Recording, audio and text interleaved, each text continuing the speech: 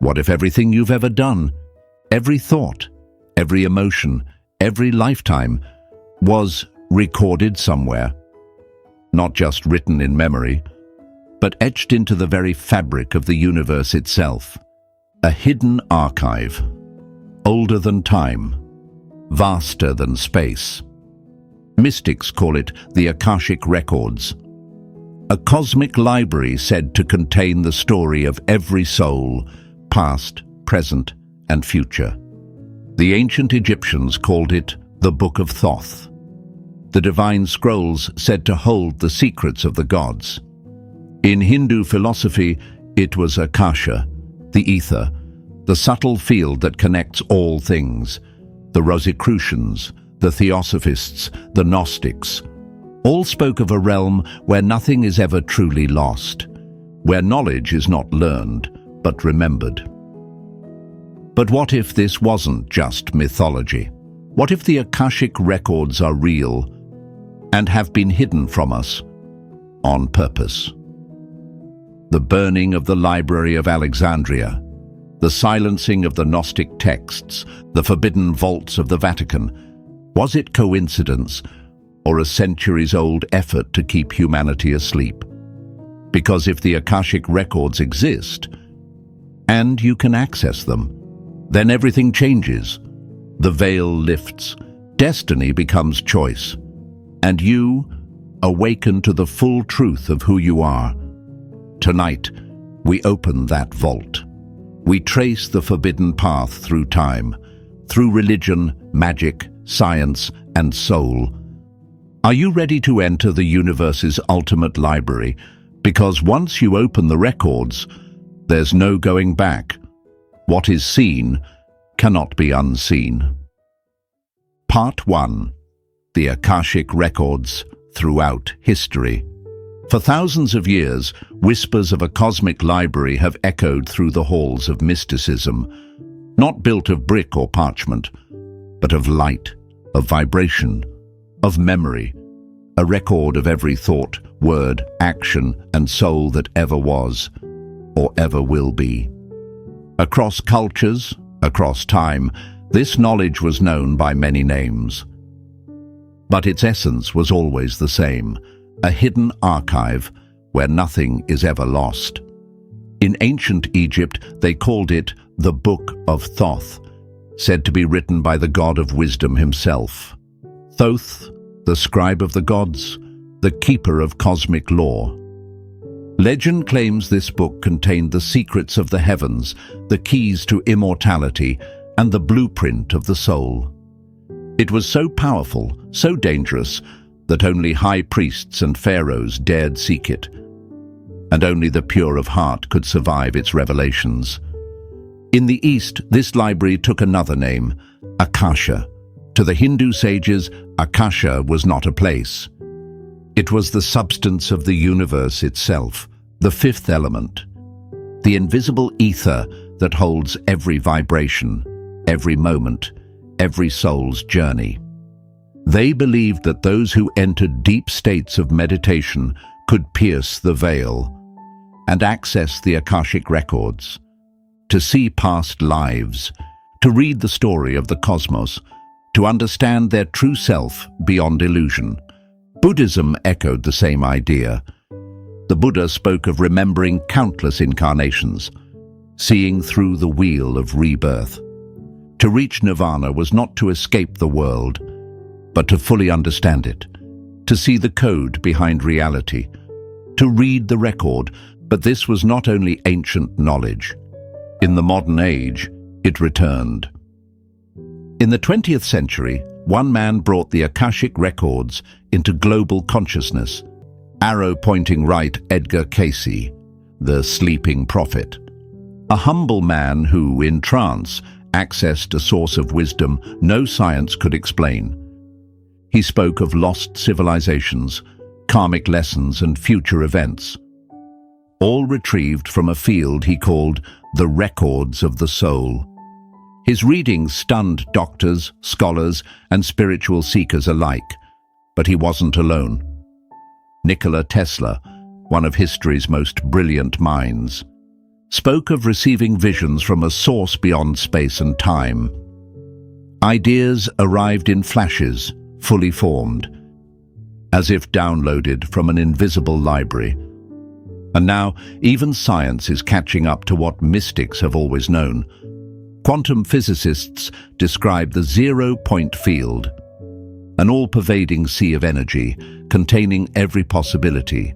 Some believe it may be the scientific explanation for the Akashic Records themselves.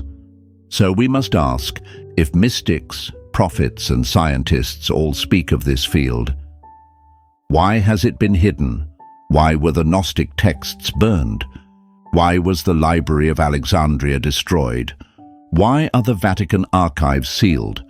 What don't they want you to remember? Because here lies the ultimate revelation. The Akashic Records were never just for priests and prophets. They were meant for you, and the time to reclaim them is now. Part 2. What are the Akashic Records? Across every ancient tradition, hidden in sacred texts, echoed in chants, and passed from master to student, lies a truth whispered through time. Nothing is ever lost. Not a thought, a breath, or a heartbeat. Every moment is remembered. This is the Akashic Records. Not pages, not scrolls, but a living field of energy. An infinite, intelligent archive that surrounds and permeates all existence, a dimension beyond time, where every soul's journey is etched in light. In Hindu philosophy, it is called Akasha, the fifth element. Beyond earth, fire, air, or water. It is space, but not emptiness. It is consciousness, the subtle fabric that connects all things, the unseen thread of the divine. Mystics say it is the DNA of the universe, a memory field containing the full blueprint of creation, from stars being born to the thoughts that flicker in your mind. But is this only spiritual metaphor? Or is science beginning to catch up? The quantum mirror. Modern physics is reshaping what we know of reality. Time is flexible, matter is energy, and consciousness may not be bound to the brain at all. In the 20th century, scientists discovered the zero-point field, a sea of quantum energy that exists in the vacuum of space. Some now believe this field contains all potential information. Every moment, every possibility, already encoded. Could this be the scientific face of the Akashic Records? Quantum entanglement shows that particles can communicate instantly, no matter the distance. This suggests everything is interconnected, physically and vibrationally. And in the holographic universe theory, each piece of reality contains the whole. Every atom, every cell, even your soul may carry the full imprint of the cosmos, the downloaders of destiny. Throughout history, visionaries have claimed to access this field, not by learning, but by remembering. Edgar Cayce, the sleeping prophet, entered trance states to read souls. Nikola Tesla described knowledge arriving in flashes, fully formed and complete. Mystics, artists, and prophets speak of sudden insight, divine inspiration, and intuitive downloads. Were they born gifted, or simply aligned with the frequency of the records? Who guards the records? Some say higher beings, lords of the records, protect them. Others believe they're guided by ascended masters. Occult traditions suggest the records are alive, a sentient field that responds to your level of consciousness. But maybe the only gatekeeper is your own awareness. What blocks us is within. What if the Akashic Records aren't hidden from you, but veiled by distraction, ego, and fear? And what if awakening means not learning something new, but remembering who you've always been? Because once you access the Akashic Records, you stop searching outside. because you realize the records were always within. You are no longer just a seeker, you are a creator. The only question is, will you read the record, written in your soul? Part 3. How mystics and secret societies accessed the records. For thousands of years, mystics, sages, and secret brotherhoods have spoken of a hidden archive, a sacred realm beyond time and space, where every thought, action, and soul journey is recorded in light. Some called it the Akashic Records. Others knew it as the Book of Life. But the real mystery is not whether it exists, it's how they accessed it. Ancient mystics and the path to universal knowledge. Across civilizations, mystics developed inner techniques to tap into this cosmic library. In Tibet, monks spoke of a book of light holding all wisdom. Through deep meditation, mantras, and breathwork, they entered altered states, where time dissolved and knowledge flowed like light. In India, the rishis described Akasha not as a place, but as the very foundation of reality.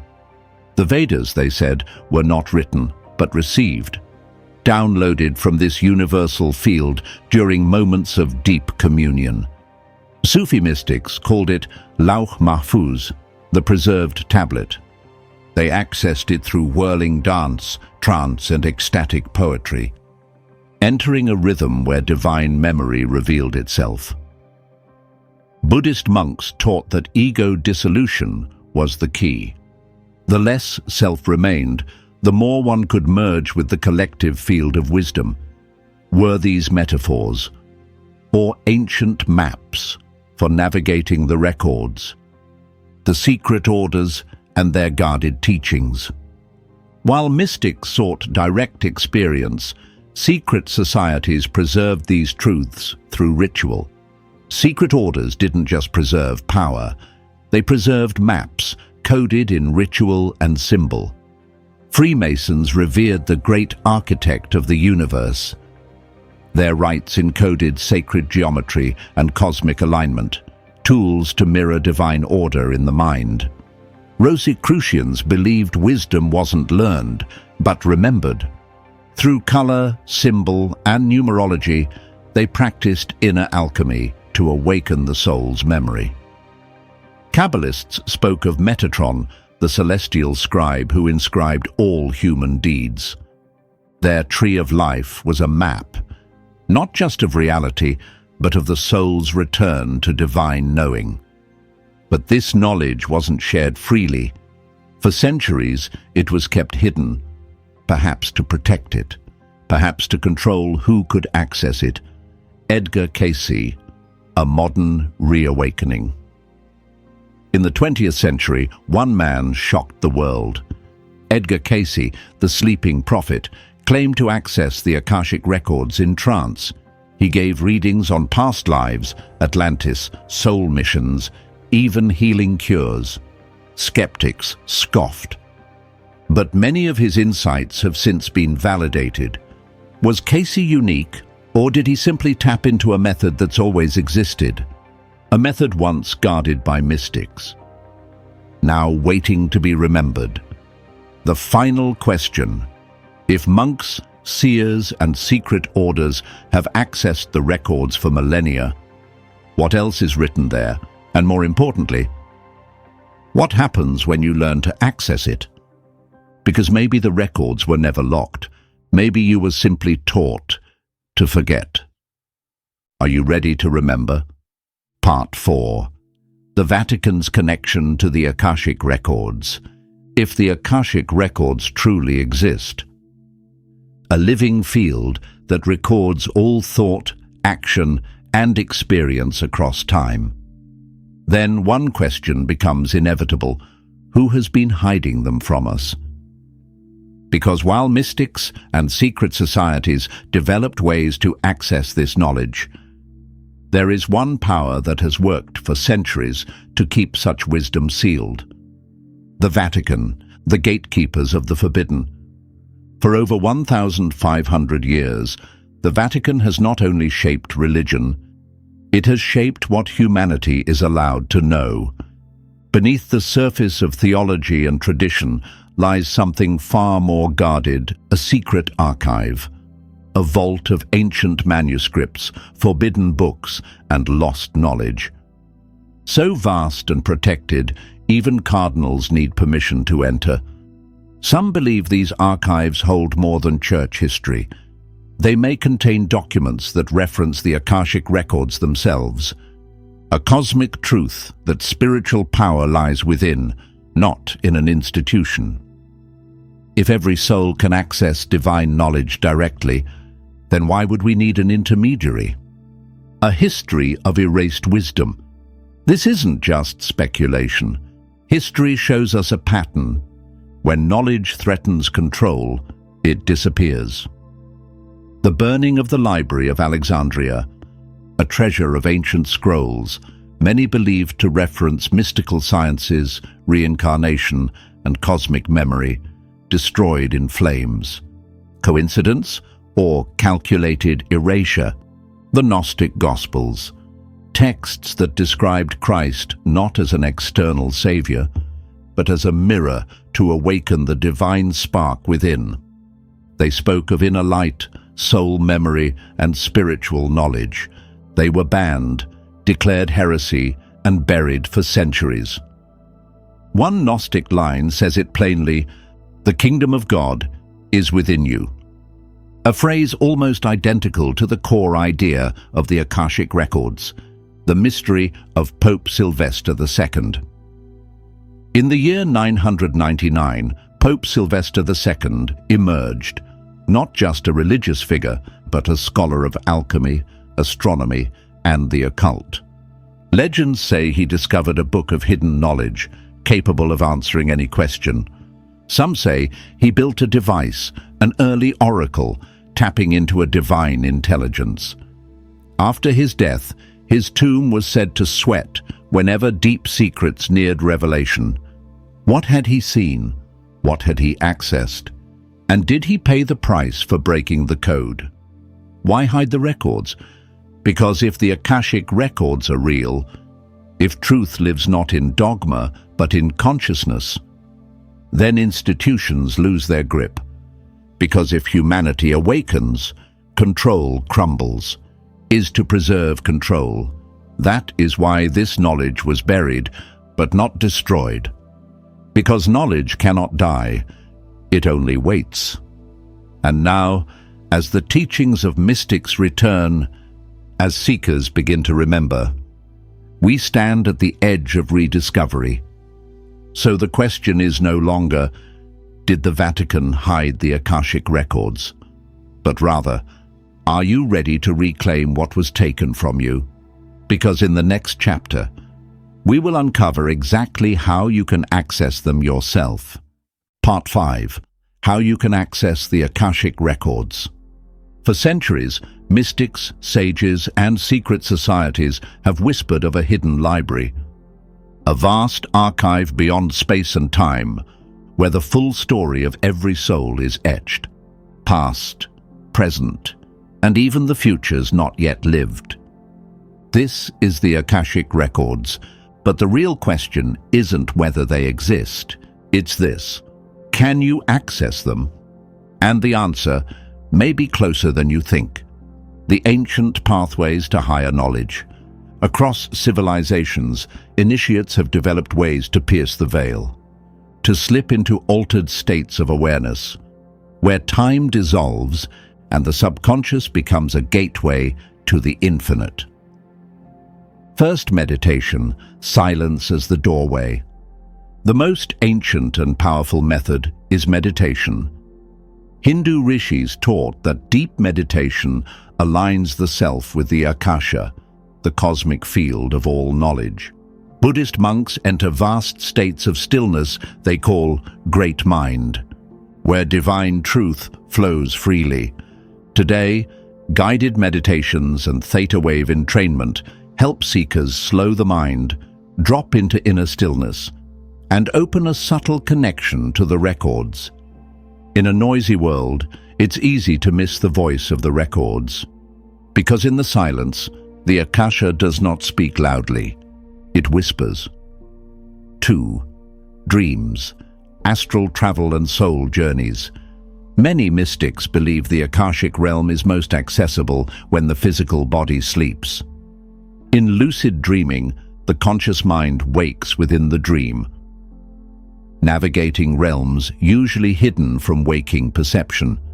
Through astral projection, initiates describe leaving the body and entering higher planes of light, insight, and memory. The Tibetan Book of the Dead speaks of this journey. So do the mystery schools of Egypt, and many report meeting guides, beings who help protect and interpret the records. 3. Geometry, sound and vibrational keys. Everything is vibration, and vibration is the language of the universe.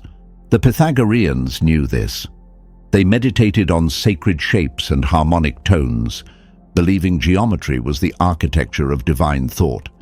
The Fibonacci spiral, the flower of life, the 528 Hz frequency known as the love tone. These are not just aesthetic patterns.